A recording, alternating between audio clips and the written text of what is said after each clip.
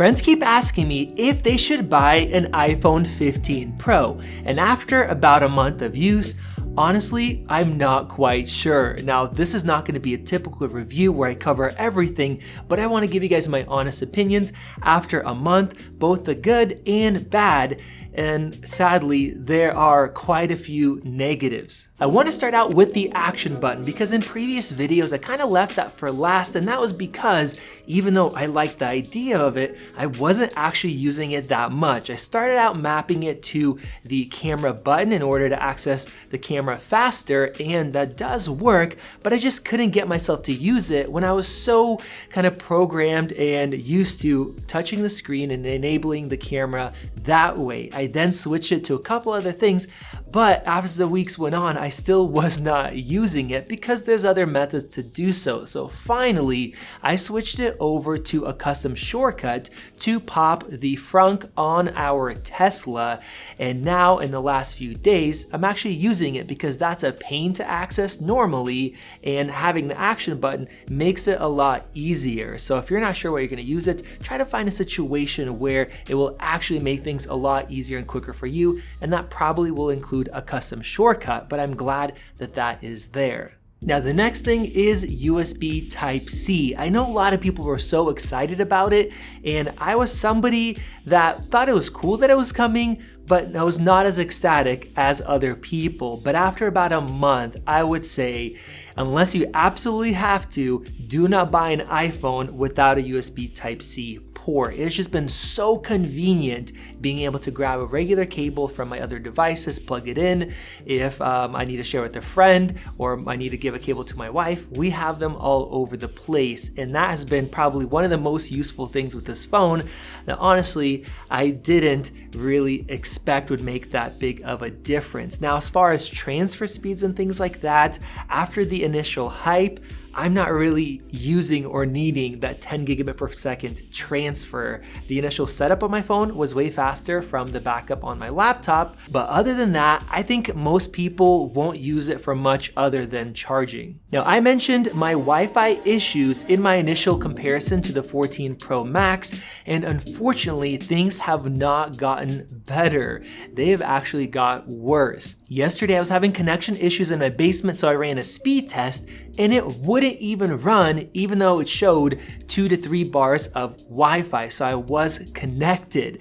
Now I showed off the speeds that they were much slower. That hasn't changed either, and my MacBook on the same spot gets way faster Wi-Fi speeds, just like the 14 Pro Max did as well. So I don't know what is going on. I was hoping that iOS updates would fix it, but they haven't. And to make it worse, I've had issues with AirDrop and AirPlay where my phone wouldn't connect to my TV or my Apple TV, and the Apple TV remote wouldn't connect either when other older devices did. So you guys let me know if you upgraded, are you having any issues with the Wi-Fi system? This is just getting extremely annoying, and with that, being outside, working on my lawn, mowing, things like that, I would constantly get my podcast or my music pause, and this has been going on for weeks now, and I'd have to pull out my phone and play it again. And I don't know if this is tied into it, but this is the stuff that really haven't happened before. So please let me know if you've experienced this or if you found a fix.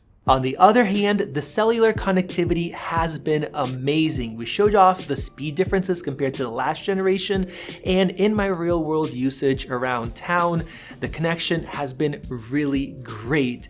So a lot of times I just shut off my Wi-Fi and use the 5G because it works so well, and that has been really nice. And with that, as far as battery life, it has been incredible as well.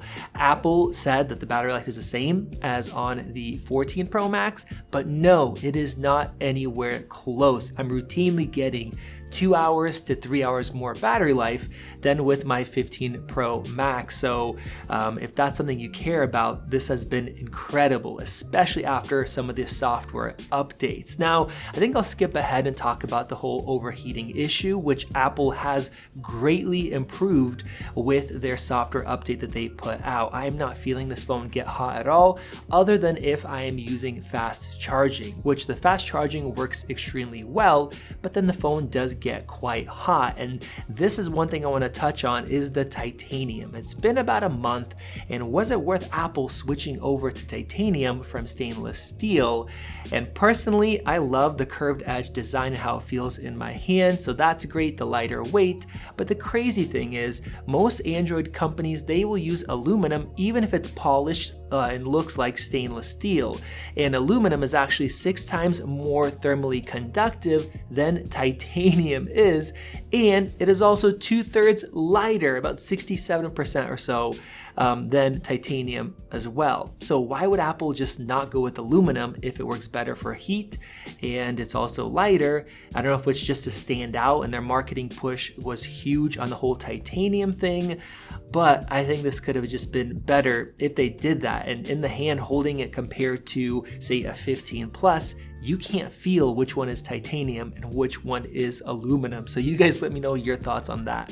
And unfortunately, we have another iPhone gate, which is the whole burn-in issue. So titanium overheating stuff was improved, but now we have this. So there's been many reports, a lot of people talking about it, and thankfully, I have not had an issue with my iPhone. I don't know if there's a difference in suppliers and there's a difference in displays, stuff like that. I hope I don't have any issues, but it sucks seeing another problem on a brand new iPhone. Now with that, the display has been awesome. I haven't had a lot of screen dimming, even for gaming. Vadim showed off that even under a lot of gaming, when you do get thermal throttling, the screen doesn't dim as much, and that could be due to a number of factors because the phone does get hot, but a lot of that heat is right there next to the chip, kind of trapped. So that might be helping because the heat is not spreading properly, so it's not providing as much heat where the display is. So that has definitely been a plus. And of course, the screen hasn't really gotten any better compared to last year. Everything has kind of stayed the same other than the bezels being thin. And that is pretty to look at, but it doesn't make a real world difference.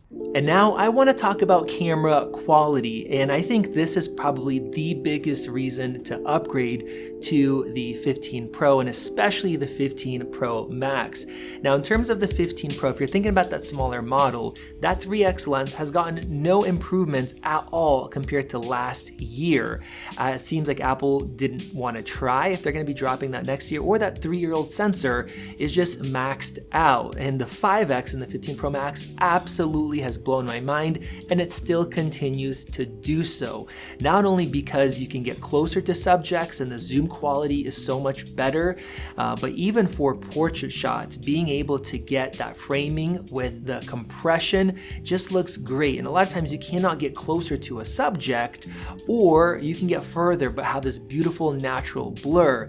And with that, the quality of the portraits also looks better because it's a brand new sensor, and Apple did a great job with that. So the portraits and compression look great. And even if you're not taking a portrait, like for example this car shot, because of that 5x, we're seeing way less stuff in the background, a lot less distractions, and it just makes for some absolutely beautiful photos. And even though I was skeptical about having such a big zoom range not being good for portraits, it actually is very usable, and there's not that often where I find myself that I have to step back in order to get a picture. So there's no complaints there. Now, yes, if you're shooting a 4 or 4.9x photo, the 3x can look better if the lighting is perfect, but what shocked me is that if you have kind of medium lighting or low lighting, the 5x actually looks better, where other smartphone brands don't have that. It is always worse, and often you end up getting a crop. So I absolutely love that 5x lens. Now with that, we've also had a lot of other improvements. Smart HDR5 really impressed me because Apple made this more natural. People complained that iPhones have too yellowish of a color. They toned that back. They actually adjusted the way shadows drop on faces better. It's more natural and true to life. And with that, dynamic range is great. And even though we actually have the same exact sensor, because of the A17, if you're taking portrait shots, we actually get get better dynamic range as well. It doesn't get blown out, so that processor is helping. I also really love that photos are now 24 megapixel. I used to constantly try to shoot 48 Pro RAW and then convert them. The 24 looks great. Portrait shots look great. Same thing if you like the live action mode where it records a little bit of video. That is great to have. I think a lot of Android companies are going to switch over to this as well. And with that, having the ability to enable portrait mode later, honestly, I haven't been using it that way. I'm so used to actually going into portrait mode. But there have been a couple times where I took a regular photo and then thought to myself, man, this would look better as a portrait. And then I can go in and add that in, and it actually does a really good job, other than a few times where even though it said it got the depth data, it didn't, and then portrait mode doesn't work. But overall, this is a great feature, but I'm not gonna change the way I regularly shoot. Now, I also wanna mention video with that 5x lens. The stabilization looks incredible. I don't know if anybody has stabilization as good as this. The specs are impressive, and I haven't seen video with 5x look this clear before. You even get some natural bokeh because of the larger sensor and f2.8 lens compared to some of the Android alternatives, which do not even compete in that factor. So I think cameras are probably one of the biggest reasons to upgrade. Also, battery life is great, and then USB Type-C. But for a lot of people, now that I've had it for a month, I think if you have an iPhone 14 Pro or Pro Max, I probably would not upgrade and I would wait another year. And of course, that's a general consensus in general, and a lot of reviewers say that, and it's probably true. But previous years, the upgrades year to year were a lot greater than it is this year. Now, a couple of my friends that recently bought 15 Pros and Pro Maxes, one of them had a 12 Pro, another one had a 13 Pro. So for them, I said, yes, absolutely upgrade. There's more than enough things that you will get: the dynamic island, the bright display, better cameras, better battery life, and that will make a real world difference for them. But as far as a year-over-year upgrade, this year is not as good as we have seen other generations in the past. And I think with the 16 Pro, especially that one, and then the 16 Pro Max or the Ultra, that is going to be a nicer bump than what we have this year. So you guys let me know your thoughts. How did Apple do this year? Go ahead and click that circle above. Check out one of those great videos right over there. This has been Max, and I'll see you in the next one.